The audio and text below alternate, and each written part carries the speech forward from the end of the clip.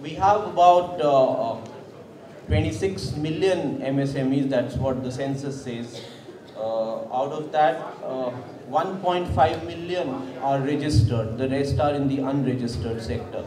So when we talk about government dealing with them, a lot of these unregistered remain out of this model. 60 million people are employed in these enterprises. I will just share 2 or 3 thoughts so that we can discuss on this, since we are on the point of competitiveness. In Maharashtra, we have about 1.5 lakhs. That is about that's 1.53, or that is the figure. Out of that, the number of closed units is very high. These are the census figures. When we say the number of closed units, a lot of those units probably just got registered and closed. But the figure ranges anything from 50,000 to 60,000 because we try and distinguish between them on various counts. The second thought I want to leave with you is that when we are talking about competitiveness, the last scheme that government of Maharashtra runs in terms of the incentives to be given to these units, we linked it to the net value add. The value added tax is reimbursed to these units.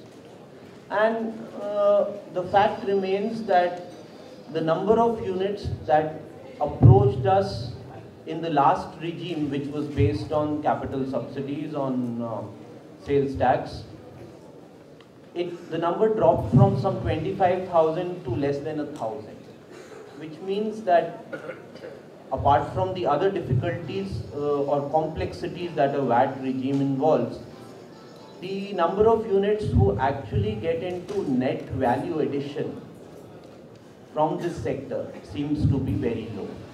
That's the second thought I want to leave. The third point that I want to make is that when we started looking at developing clusters, when you say make them competitive, technology certainly seems to be a very big gap there. Even when we say credit is something which we are able to handle slightly better now compared to what we were doing before.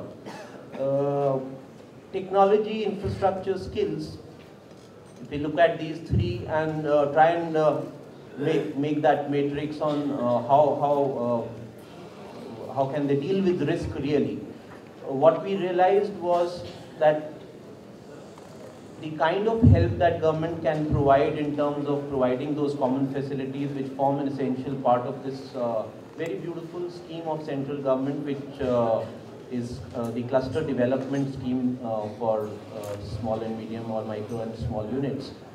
What we found is that not only are we ill-equipped to organize ourselves, we are also somewhere ill-equipped to actually identify the gaps.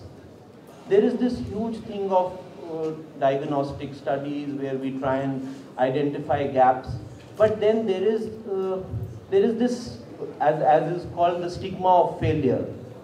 There is too much of that stigma where we are either in a denial mode or we are not in a position to identify those gaps. These are the blocks, or these are the roadblocks which stand in way of making us globally competitive.